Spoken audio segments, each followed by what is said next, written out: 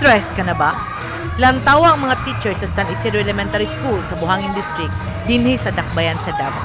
Naningkamot nga mamahimong healthy and stress-free aron mentally healthy and alert kay mibalik na sa tulunghaan ang ilang mga estudyante.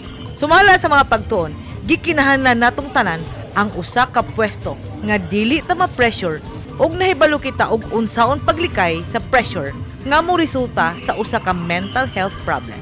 Maong sa San Isidro Elementary School, dunay regular nga health and wellness activity nga gipatuman ng eskwelahan katulo sa usa ka semana. O kini ilang ginahimo matag Lunes atol sa flag raising ceremony, matag Huwebes o matag Biyernes atol sa pagpaubos sa national flag.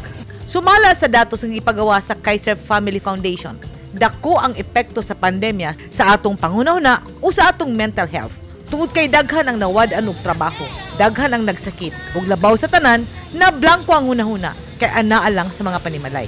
Sa datos sa atlanticfellows.org, makita nga mitaas ang kaso sa suicide dinhi sa Pilipinas nga milambigit sa mga kabatanunan. Og sa usa ka research nga gihimo, migawas nga daghan sa mga hamtong ang nakitanog sintomas sa depression.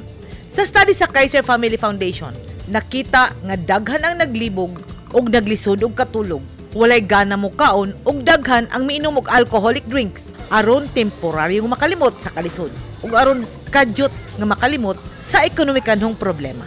Aron malikayan kini og mamahimong abtik og lagsik ang tanang magtutudlo sa San Isidro, ilang gihimo ang wellness and fitness exercises.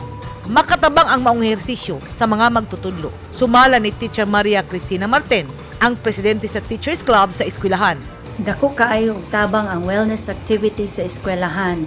Sama sa makawala kini sa physical o mental stress sa mga maestra, makawala kini sa kabalaka sa palibot, makagaan kini sa kalawasan, ug malipayon kaayo ang tanan sa kinatibuk-an nga activity. Importante usab nga makig-istorya ka sa matag membro sa imong pamilya aron maghibal-anay kamo sa inyong kalisod ug sa inyong kalipay ug aron mabati sa matag usa nga kabahin siya sa imong pamilya ug dunay kaakuhan ang matag usa sulod sa usa ka panimalay.